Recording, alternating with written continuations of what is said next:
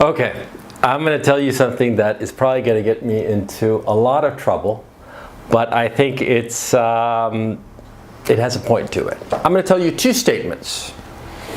Now, when I tell you the first statement, you're going to think this about me, and it's going to be very negative. You're going to think rather awful things about me when I tell you the first statement. But then when I tell you the second statement, you're going to think this, almost the complete opposite. And in point of fact, there's a reason to it. Okay, so I'll tell you the first statement. Now, as you know, I'm a 49-year-old man. I'm married, I have a couple of kids. Now, here's the first statement. I once slept with a 14-year-old girl. She was 14, perhaps a little older, but not 15. She was definitely 14 when I slept with her. And yeah, that's the statement. Now, at this point in time, you hear that statement and you're thinking to yourself, what the fuck did he just say? He's basically confessing to being a pedophile. I mean, what the hell's the matter with the guy? You know, he's this sicko pervert nutbag, whatever. You know, you're thinking to yourself, well, first of all, if you're still watching, because I'm guessing that some of you will have just shut me off right after that statement and just said, oh my God, he's a pervert, he's a disgusting pig, and I'm gonna call the cops. I think some of you are probably calling the cops right now after you shut off the channel, which is why you're going to miss the second statement, and which is, of course, the reason that the police are not going to arrest me and drag me off to prison. The second statement. I was 13 years old at the time. In point of fact, it was my 13th birthday when it happened. This was back in 1981. That was, holy cow, I can't quite believe it. That was 36 years ago, but that's neither here nor there. The point is, this 14-year-old girl, she was a classmate of mine in I guess the 8th grade, 7th grade, 8th grade. Her name was Elizabeth, and she ran by a nickname, but that's not important. You know, she banged me. You know, and she was 14-year-old. She was a bad girl. You know, she was into drugs, booze. I was a dweeb. You know, I was a complete dweeb, and you know, I was one of those like D&D playing dweebs who, you know, just had nothing better to do on a Saturday night than be the dungeon master for my little group of dweebs where we hung out and rolled, you know, 20-sided dice all the time, and you know, that kind of loser kid, you know. You know, we all go through a period of being complete losers. But my point is, she, for some reason, took pity on me and banged me silly. You know, and, you know, what did I do? Of course, like fucking idiot that I was, because I was 13, I went and told all my little D&D friends, and all the D&D friends, you know, went and told all their friends, and it got back to her, and she threw a hissy fit at me in the hallway of school, and just like said that she hated my guts, blah, blah, blah, and you know, that was the end of that gravy train, you know, which was a pity, you know, I mean, it was, you know, I would have liked seconds, as it were.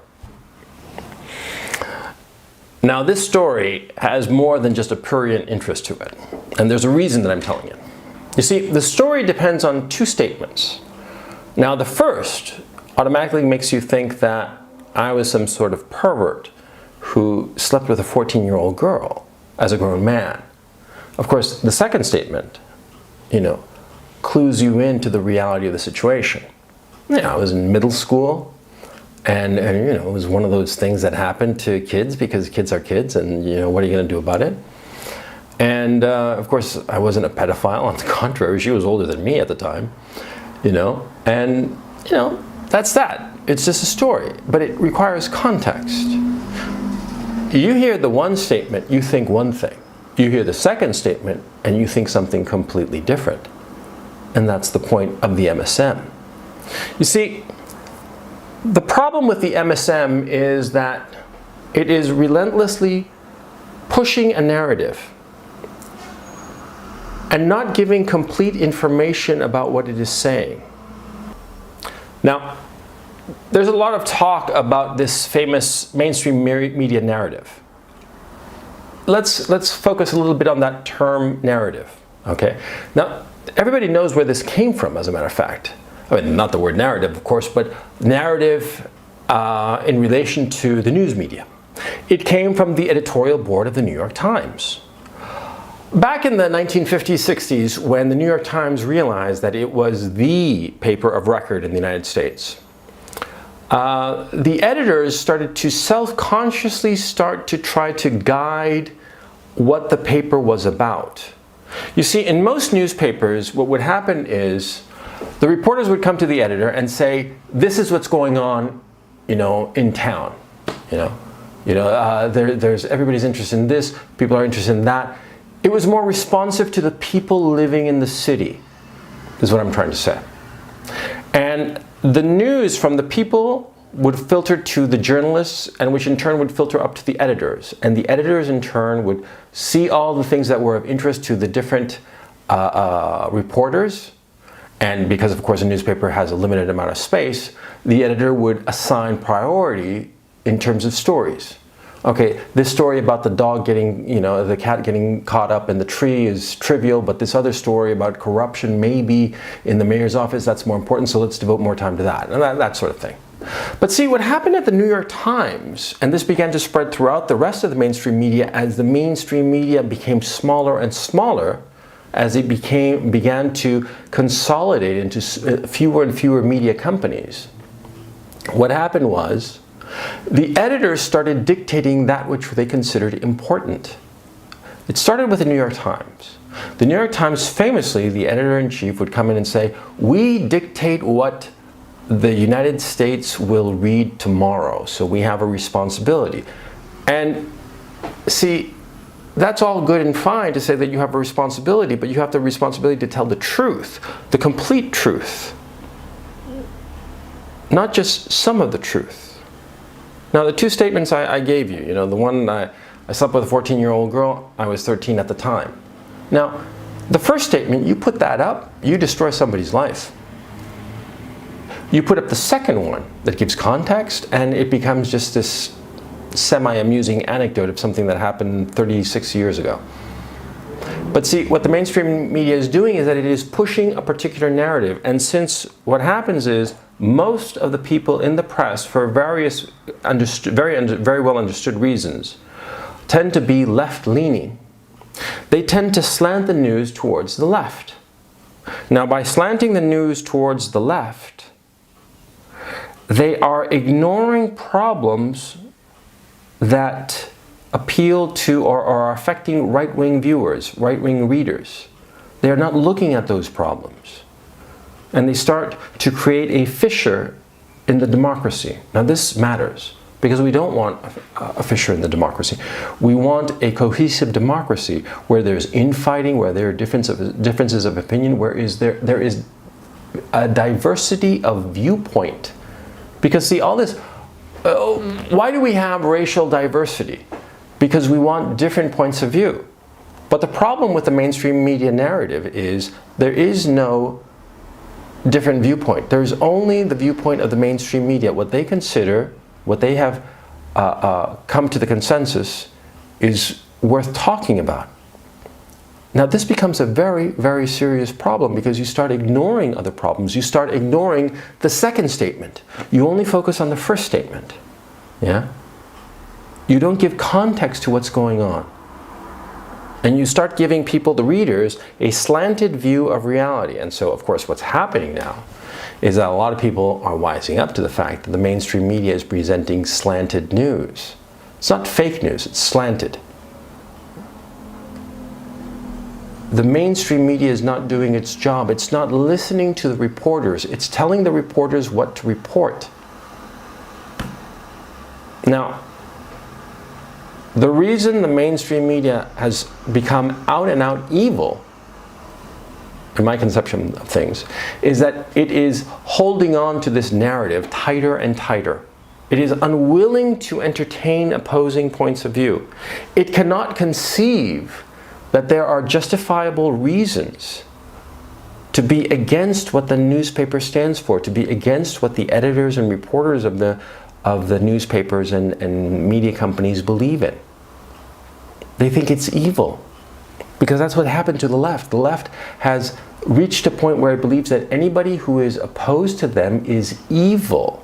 He's a Nazi, he's a bigot, he's a misogynist, he's this, that, the other, you know. Now, of course, this Manichaean view of reality serves no other purpose than to divide the democracy. And see, the enemies of a democracy, and there are enemies, Islam being the #1 enemy of our democracies, the Western democracies. Well, this divide and conquer, you know, people say it for a reason. You know, it's a cliche. Cliches are cliches for very good reasons, because they are often is not true. Yeah? The mainstream media is helping to divide the country because it is silencing or trying to silence those with opposing points of view, those with views that go against the mainstream narrative. That's why the mainstream narrative is evil, and that's why we have to fight it every step of the way. Now, sometimes I think to myself that it's sort of like a waste of time to go after every little article that's going on in the mainstream media, and I see a lot of commenters do that. They go after, you know, this article, that article, where the mainstream media is selling a bunch of bullshit. But at the same time, I realize that, see, that kind of fight is necessary, and it's a useful thing, because we have to stop the mainstream media. And so what we have to do is start telling the mainstream media that it's not that they are fake news. They are slanted news. And we have to tell them, show them, expose them to different points of view. Different points of view, so they look at the second statement. See? The first statement gives you a slanted view of reality. The second statement gives you the context. And we need the mainstream media to start doing that. Now, the mainstream media is losing viewers, losing readership, you know, by the tens of thousands every day. Now, a lot of people think that they're going to be going out of business. Yeah, maybe, sure. But the government is making every effort, the governments of all the Western democracies are making every effort to buoy the mainstream media, because the mainstream media has become their megaphone. Now, we all can think of it, we have a choice basically. We can have the mainstream media reform and start detaching itself from the government and the corporations and start reporting actual news, or let it sink. Let it sink under its own weight. Let it sink for its own sins of being so slanted. Now, those are the two options. Myself, I think it would be good to try to salvage them. Other people think that it would be better to let them sink. I think a Styx Hexenhammer or 666 is always of the opinion to let them sink. I'm not so sure. I think the mainstream media is very useful when you want news, important news, to be quickly diffused throughout the society, but it's a difference of opinion. It doesn't matter. The thing that has to be done anyway is to halt the mainstream narrative. Halt the mainstream narrative. Make sure that they are reporting the actual news, the complete news, and that they include that second statement. That they always include that second statement, and not at the end of the article, in the top paragraph. In the top paragraph. The mainstream media has an important role in a democracy. It can be a source of unity. In the 1930s and 40s and 50s, it was that source of unity. In the 60s and in the 60s and the 70s, I remember watching Walter Cronkite, you know, every evening during the 70s. Walter Cronkite, Uncle Walt, he was the voice of America practically. And everybody listened to him, and everybody respected him.